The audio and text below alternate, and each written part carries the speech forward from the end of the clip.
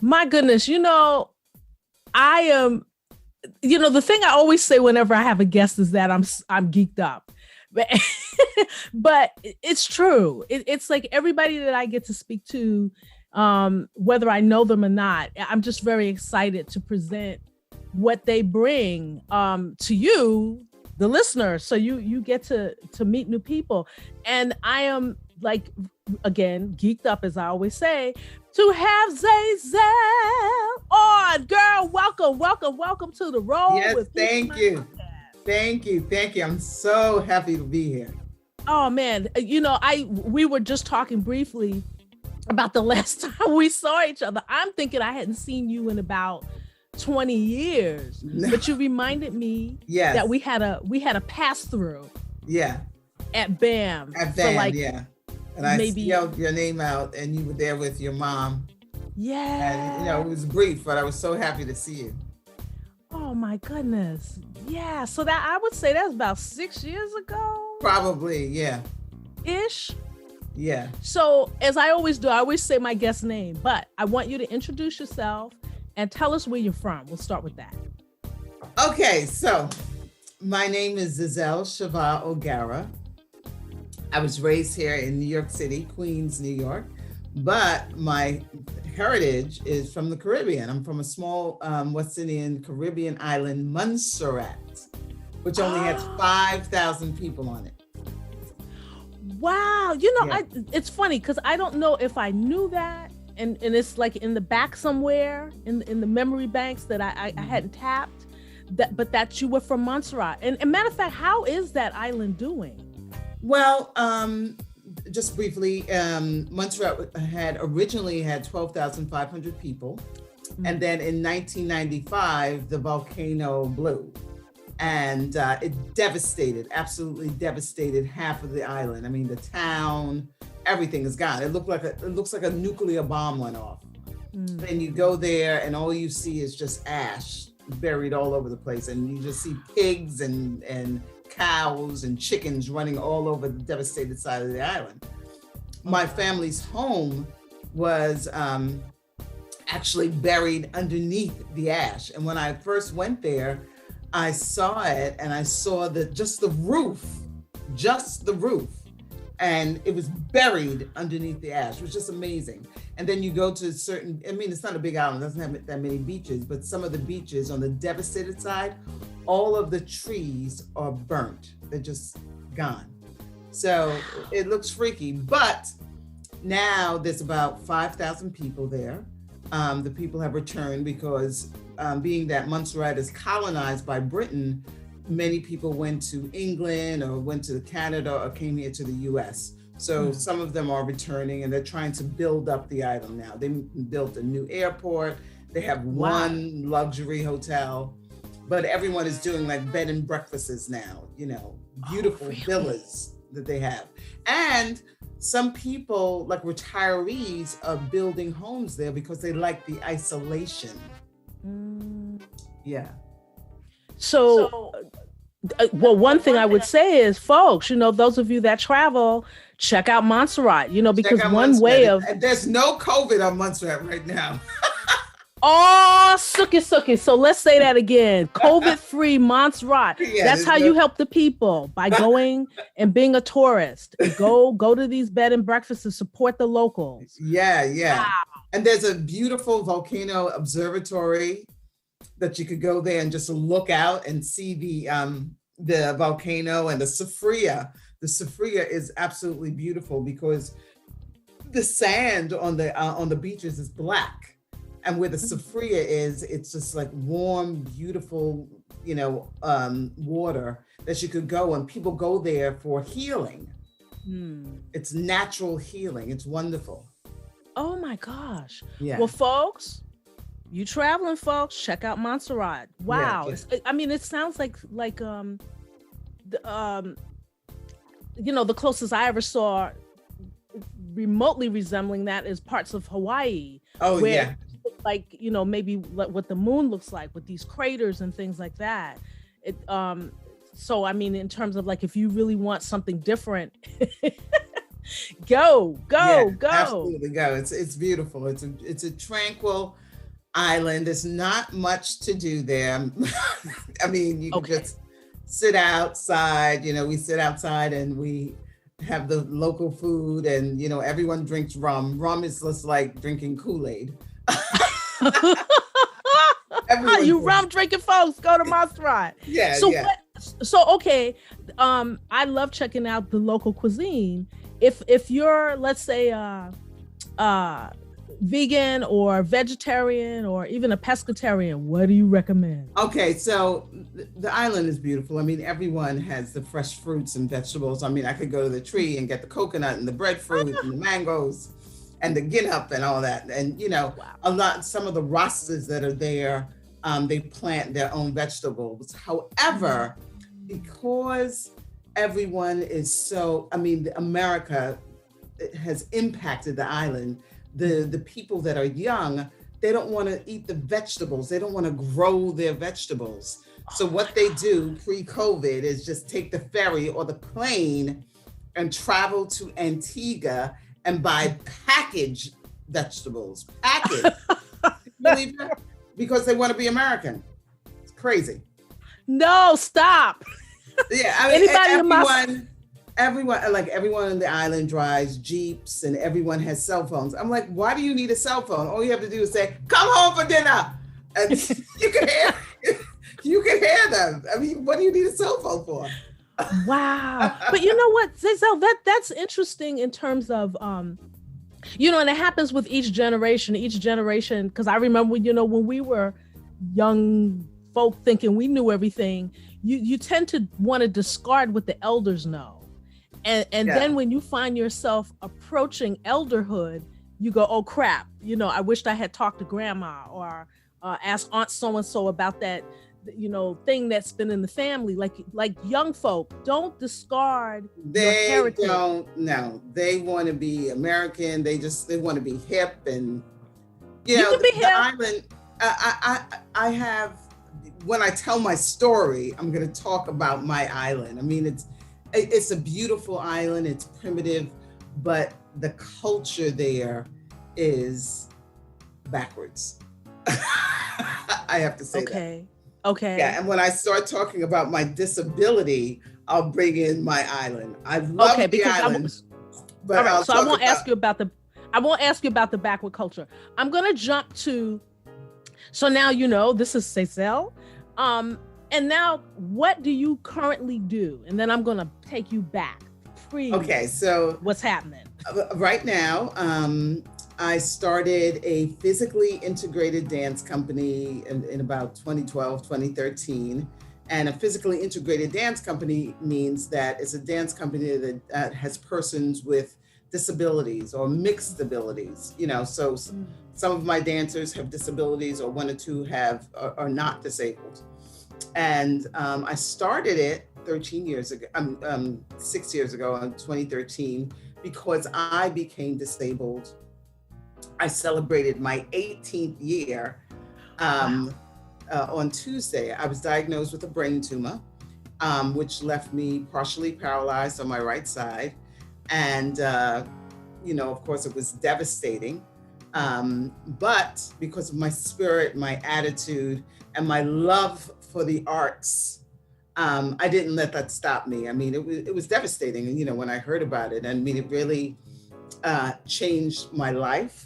However, my mother at the time, she was elderly, and I only have one older sister, and I didn't want to be a burden on my family. So I really forced myself to, you know, get better. And one of which was after my surgery, 3 weeks after my surgery, or 3 or 4 weeks after my surgery, I was in rehab. My family sent for me to go to Montserrat for the healing. And I went to Montserrat for about 2 weeks, and there I was, you know, paralyzed and you know, taking my medication and whatever. And no one is sick on the island. No one is sick. If you're elderly, you could be sick. But because it's such a beautiful, natural island, you don't see people with diseases. You just don't. Mm-hmm. I stayed with my aunt, who was, at that time, I think she was like 96. and she was very healthy. You know, she had Wow. one eye from cataract surgery, but that was it. And she drank, you know, she drank her liquor every night. It's the rum, I tell you. No, she had her scotch every night at 6:00. Oh, I would pour out her glass of scotch and Coca-Cola, and she would sit there and watch Wheel of Fortune every night. oh. 2 glasses of scotch, and totally healthy, vibrant. Wow. So I went down there and, you know, with the cane and my brace and, you know, trying to rehab. And my cousins were like, okay, go to the seawater, go to the seawater, go to the ocean. And they put me in the ocean and made me walk through the ocean. And they put sand on my head because I had like a huge scar. And the seawater, the salt, the sunshine, and the sand took away the scar. I mean, I still have a small scar, but the huge scar that I had absolutely disappeared because of the natural healing. Mm-hmm. And then my cousin buried me in the sand. And this is better than physical therapy. He buried me in the sand and made me lift my leg, to try to lift my leg. And the weight of the sand really helped my mobility. Yes. So when I left the island and came back to see my neurosurgeon, he looked at my head and he's like, I've never seen anything like this before in my life. You've never seen anything like that before. But what is so empowering about that story to me is that we have more power than we give ourselves credit for. We think that the power belongs to, you know, and I'm not downing the medical profession. Please don't think that at all, y'all.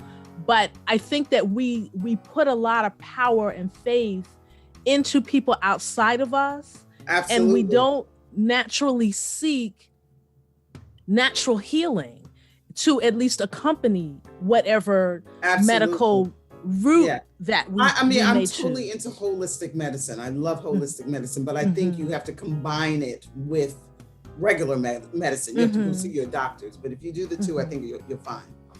But that natural healing really helped me. Going to the ocean, that salt water, and then I would go there and meditate. You know, it's not like going to meditation, y'all. Meditation, right? It's not like going to Jones Beach or to the Jersey Shore and you're there with like 10,000, 15,000 people. You have to pay like $10 or $15 to get on the beach. I go to the beach and I could be butt naked and be by myself. Yeah. It's wonderful. Yeah, because the thing about places like that, there's the energy, the earth energy is very powerful. Absolutely. You know, when you seek out places like that, like Jones Beach, you know, if that's the only place you can go, fine. But there's a sacredness to places that, you know, that energy can just come through you, as opposed to going to some place that's very crowded where you've got all these different energies. Yeah, and you know, and what was so beautiful about it after my surgery was that I would sit there on the beach and then sit on a rock, and I would just look at the sun, the beaming hot sun, and that beautiful sky and the ocean. And you know, I had the opportunity just to think about my life and where I was at and what I could do with my life and how to heal myself. Yeah, it was a beautiful experience. Thank you for sharing that. Because, you know, particularly now where people are isolated and maybe can't travel, you know, you still have to find how to bring that into your being space, that energy, absolutely. You know, because as you describe it, I can see the sun and the rock and the ocean. So folks, you know, those of you that are feeling isolated and alone, you got this. Yeah. And this is a powerful. Your mind powerful. Is so powerful. So powerful. Yeah. It can bring you out of, you know, being in COVID and dealing with this pandemic. I mean, many people have had problems, you know, staying inside. You know, there's so many people who go to bars every night who have to have a drink, or just like the you know, interacting with people. And when they don't have that interaction, you know, they don't know what to do. They don't like to listen to their own minds. Yeah. And that's what this podcast is all about. Roll with peace in mind. Yeah, you have to. You have to be able to learn tap how that. to, you know, I had a friend of mine who told me about a retreat.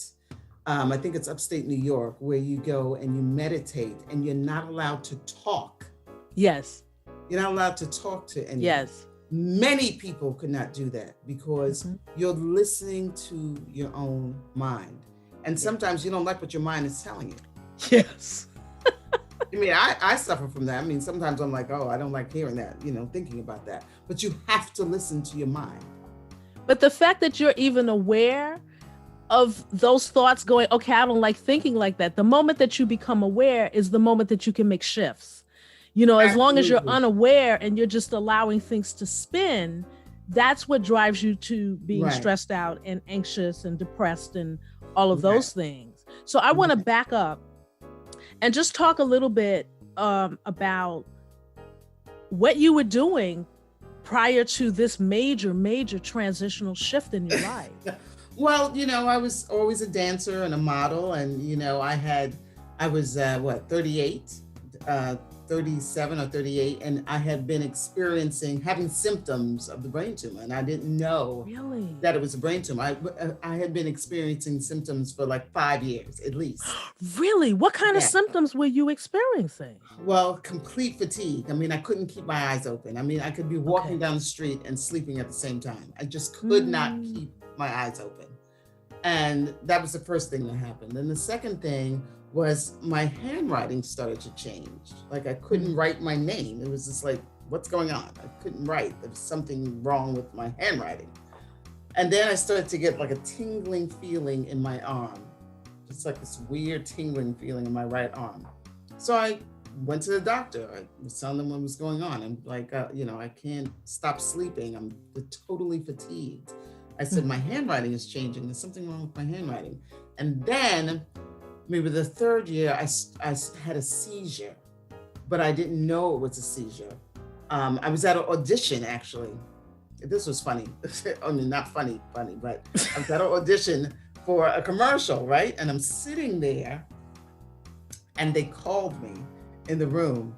And as he says, slate your name, a surge, like this electrical surge just comes from my stomach and goes through my head, like shoop. And I couldn't talk. And, you know, I lost my speech. And he said, Zazel, slate your name. And I'm just standing there, and I kept a smile on my face, and I couldn't talk. And then I bent over, you know, just to try to make him lose, you know, focus, not to focus on me, like I was looking at my leg or something. And I felt like a piece of SHIT. I mean, I just felt like horrible because the words were not in my mouth. And then after maybe about 2-3 minutes, everything came back and the sweat was pouring down my face. Of course, I didn't get the audition. I didn't get the commercial.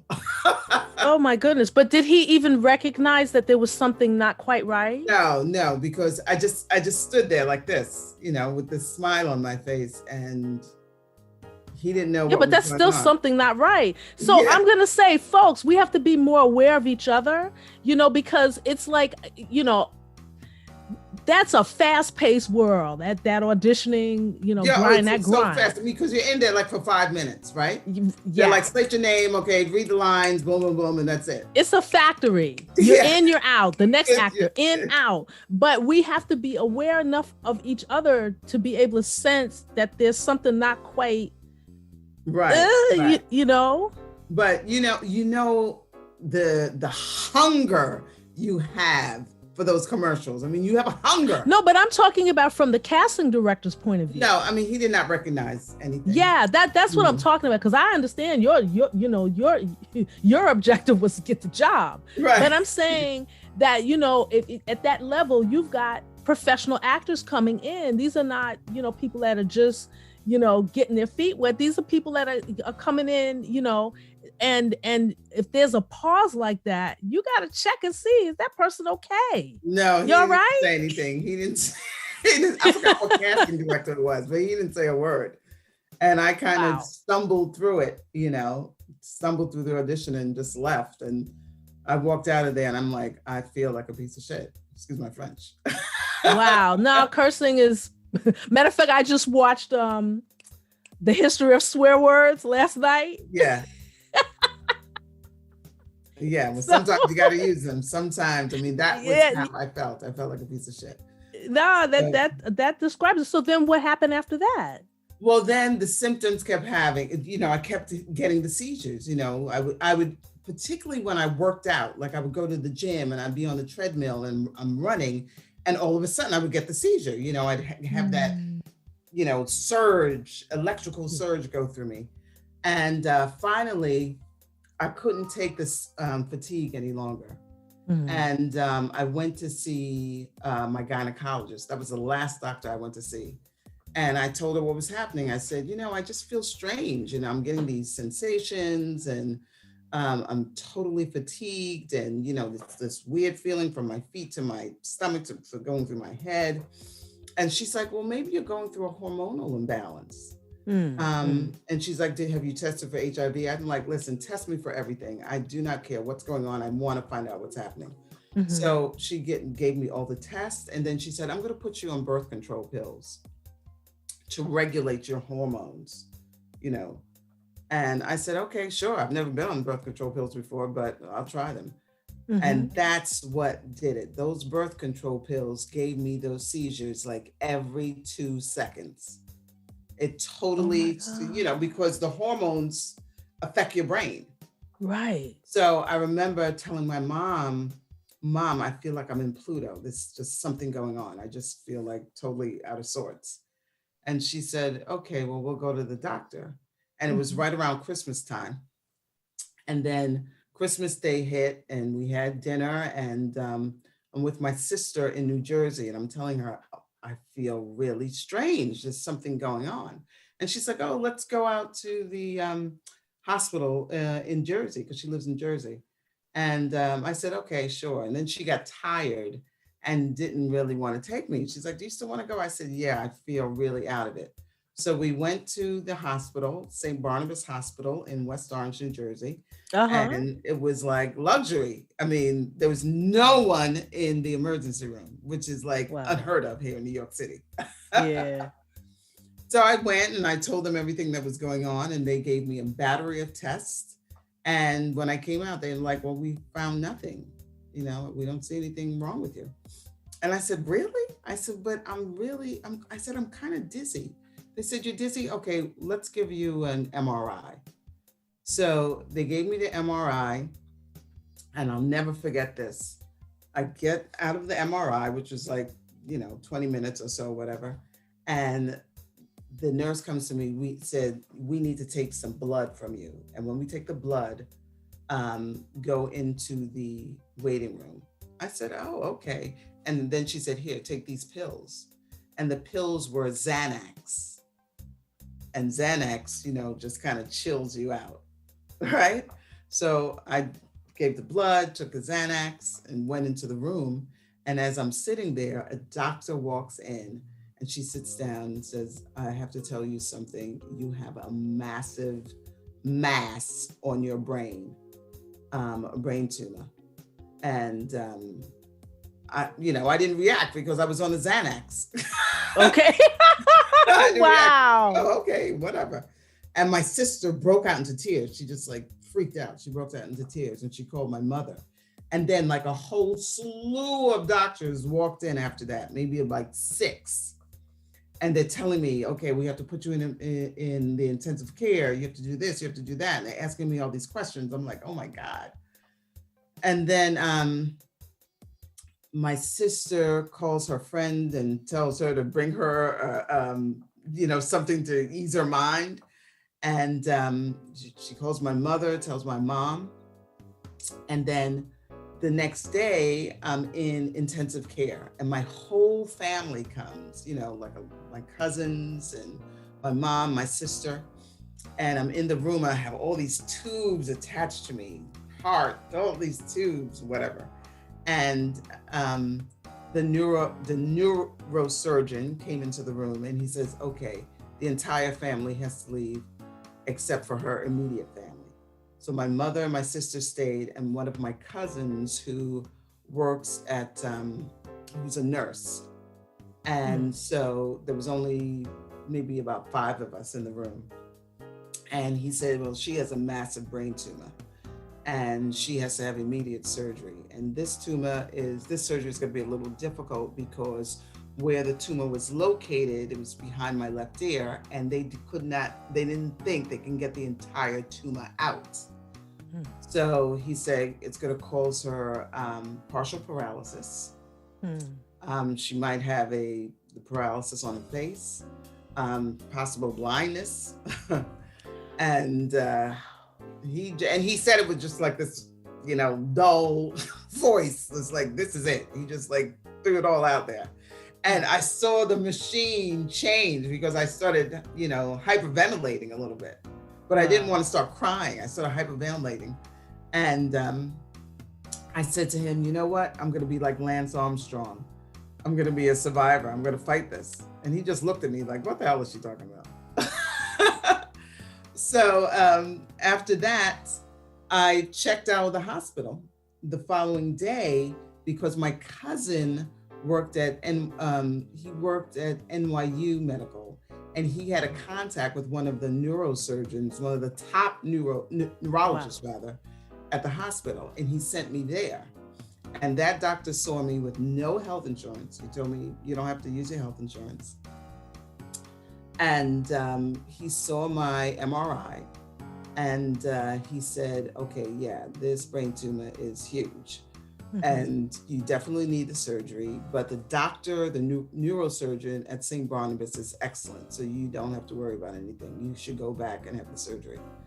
So at that time, I did get my whole life together. However, another key thing to say was right before that year, I had always been on SAG health insurance. I always had SAG health insurance, right? Let me just interject for a second. For those of you that don't know, Screen Actors Guild, SAG, it's now, what is it, after SAG now? SAG after, yeah. But that's the union for film and now television. Right. And so if you've made a threshold of money in that particular year, you qualify. It's very coveted.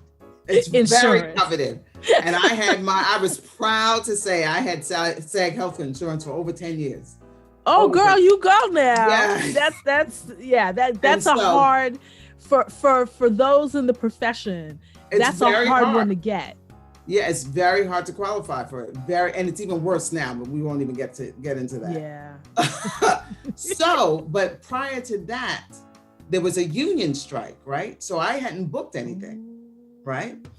So when I got diagnosed with the tumor, I'll never forget this, it was December 27th. My health insurance was over December 31st.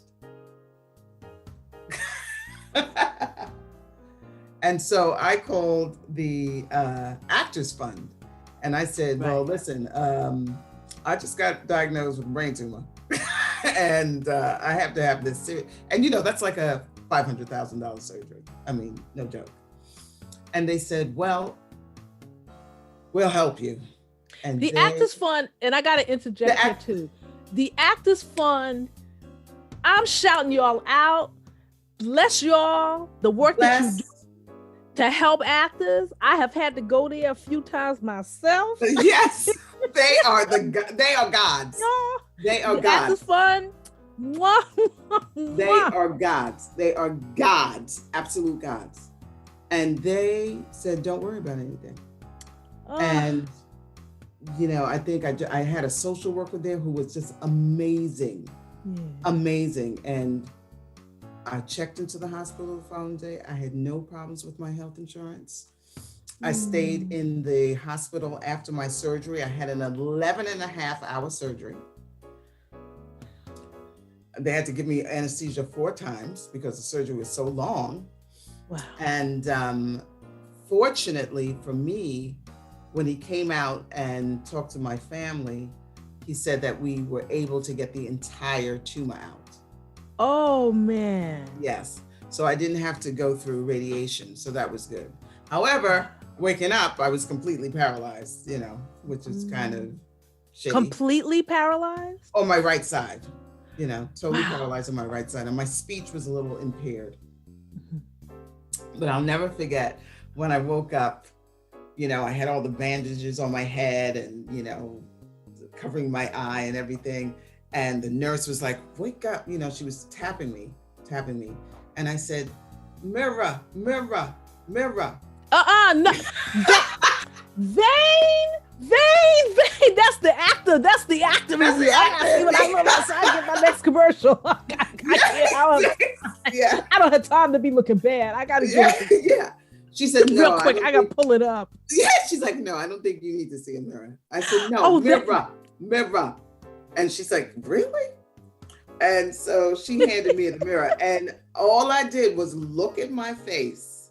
And I said, okay, it's not paralyzed. It's swollen. It's seriously swollen.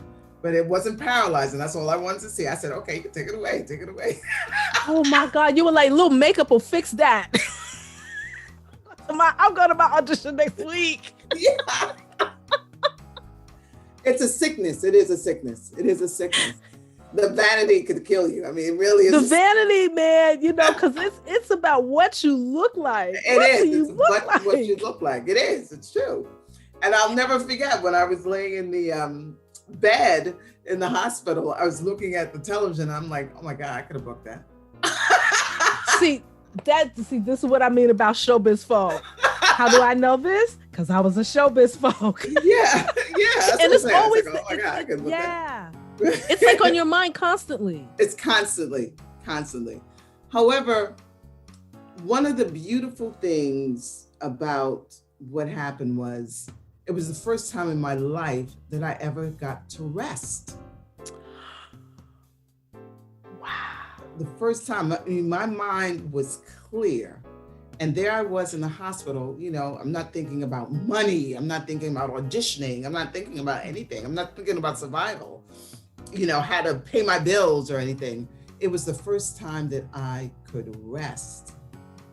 My mind was free of everything. And although I knew I had a different life, I accepted it because God gave me back my life. I was still alive. That thing of acceptance, I had read, I'm a big fan of Eckhart Tolle, and in his book, The Power of Now, he says you have 3 choices in life. If there's a situation that you are unhappy about, you can either change it, leave it, or accept it. Right. Anything else is insanity. And I remember when I read that, I had to stop for a minute because the doubting Thomas is going, what do you mean? But then when I thought about that in terms of having peace and creating peace in your life, if you can't change the situation, if you can't leave the situation, you can either go crazy about it or you can accept it. And acceptance doesn't mean that you like it, but it means that you have made peace with the situation.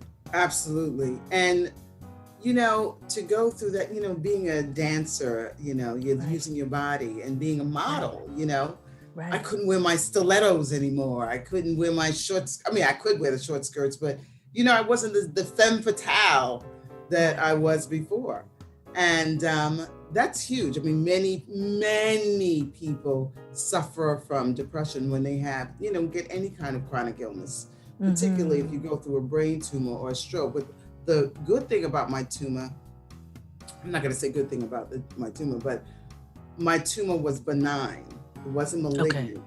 However, it still left me with significant side effects. I mean, I had to go through occupational therapy, physical therapy, speech therapy, cognitive therapy, because, I have a half a brain now. I mean, I don't have the whole working brain.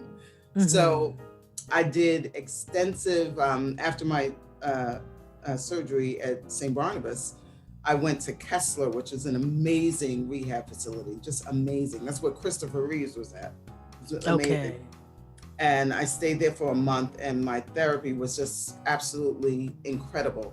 And they loved me there because of the fact that I was a dancer. I would be in my wheelchair and I'd lift my leg up, I would stretch. And then I'd go into occupational therapy and I would say, push me down, push my chest down to the floor, lift my leg all the way back up. And they had never seen anything like that before. They thought I was unusual. And they had a bar, like a ballet bar, and I'd say, lift my leg up, put me a leg up on the bar.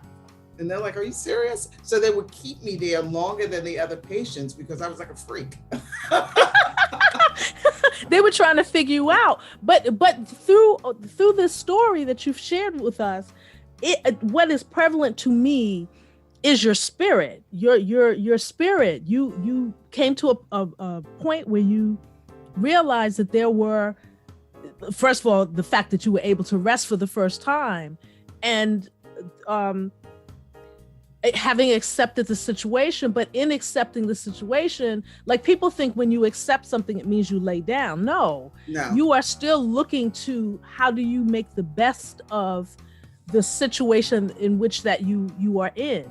Well, how do you make the best of that? Yeah, that's what that sounds like you were doing. What I say to many persons who have gone through this, or who've had a chronic illness like MS or had a stroke or anything that is just a difficult illness to deal with, is that particularly when I was in rehab and I met several people who have had strokes or brain tumors or anything, and they put you on suicide watch when you go in first. They put you on suicide watch. Wow. Is that you cannot compete with your old self.